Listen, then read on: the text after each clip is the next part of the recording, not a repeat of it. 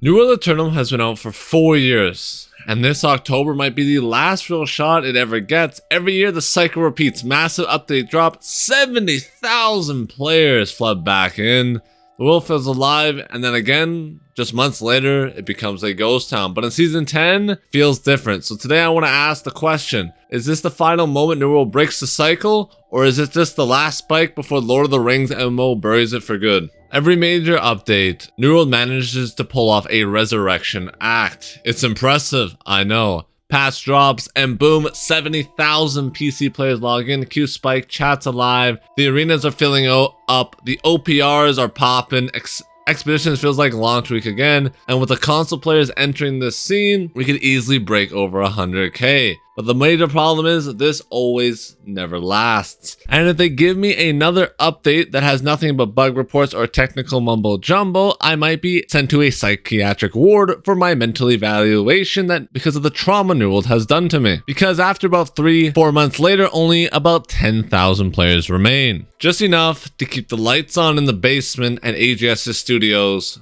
Not enough to call it thriving, however, and it hurts.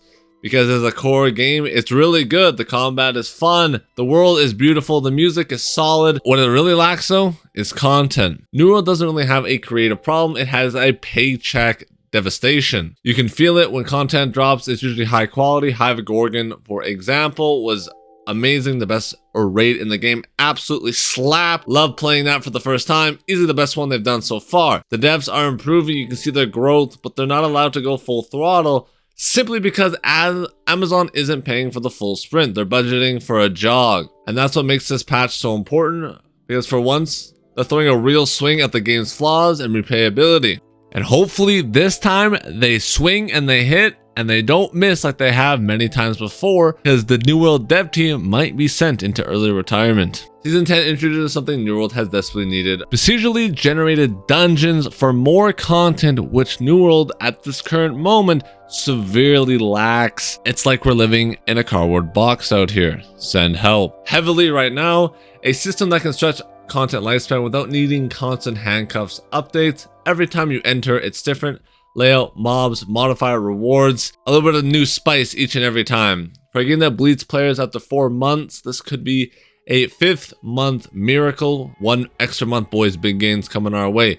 You're no longer grinding the same dungeon for 100 times, you're solving new puzzles each run. That could be huge for both casual players and endgame grinders. And the PvP crowd, we've also finally getting some more love. For the first time in 4 years, New World's not adding not 1 but 2 and perhaps even 3 OPR maps. This is a 200% improvement overnight. Where did all this content come from? Nobody really knows. Maybe they doubled their paycheck, but right now is looking up. You ever PvP so long you've recognized the moss pattern on trees? That's where we were with the old OPR map since we had one for 4 years. Really rough, but this should inject life back into the PvP as you'll start feeling more fresh. Same with the arenas. We've had 2 maps for 3 years, and now we're getting a 3rd one this year, and the rumor of a 4th, the Dark Horse. This is solid because we finally get some true diversity in PvP matchmaking. We're not just slamming our heads against the wall on the same map over and over again. So at long last, PvP finally feels like it's becoming more of a priority than just an afterthought. And as a PvPer enjoyer myself, this is lovely to see, as I felt like PvP for the last couple of years has just been an afterthought for the devs as they try and improve what little game they have in terms of PvE content. But it feels like now the PvP players are finally getting the love they deserved. Now, how about artifacts? Right now, most of them are just static sticks with flavored text, boys. Serenity just does more damage, you hit harder, a bit more survivability. Your playstyle doesn't really change, which definitely sucks. Compare that to Blood Drinker, my favorite artifact in the whole game. 25% less damage, but 25% lifesteal. Now you're thinking differently. This artifact completely changes your build, how you think about the game, how you enter fights, and how you pop off. In Season 10 though, they're adding these set bonuses, which will allow us to finally build craft, theory craft, imagine PvP builds that aren't all carbon cop of one another. Right now it feels like everyone is cosplaying the same build. Imagine a PvE meta where one weapon doesn't rule them all, the finisher. This sounds really exciting to me simply because New World has lacked diversity for many years. Every build is pretty much the same if you're a meta abuser, and most weapons will always take the exact same skills and passives. Not all, but the vast majority do, which really makes the game feel stale because everyone is basically running the exact same build. It's like there is no creativity anymore. Every bolt cast build is basically the same. Majority of great sword builds are the same, so on and so on. And I love to see builds adding into the game to add some diversity, theory crafting. You might have some broken shit, but that's what I'm here for, man. I'm here for that crazy stuff. And then they're going to be adding pickup wars.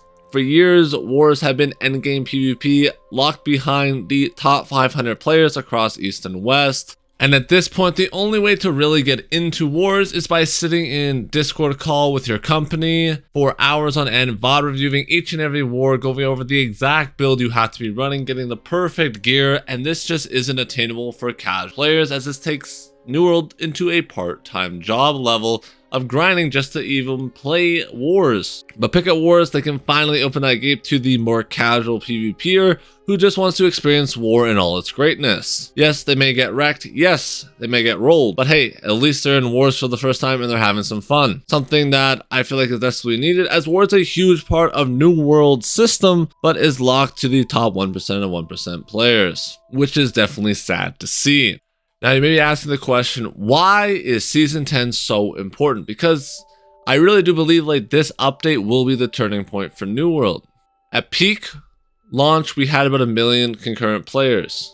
When Brimstone hit, 160,000 about on Steam charts. In this October, this might be our first time to finally break 100k in the last 2 years. We might even be able to hit up to 150,000 players if we hit 777 tiers. This will send a message to Amazon the game still matters, and perhaps they will continue funding it and adding more to its development, which should create a huge snowball effect that will add more content, which will bring in more players, and this should help prevent the game becoming a 10-player ghost town after a few months.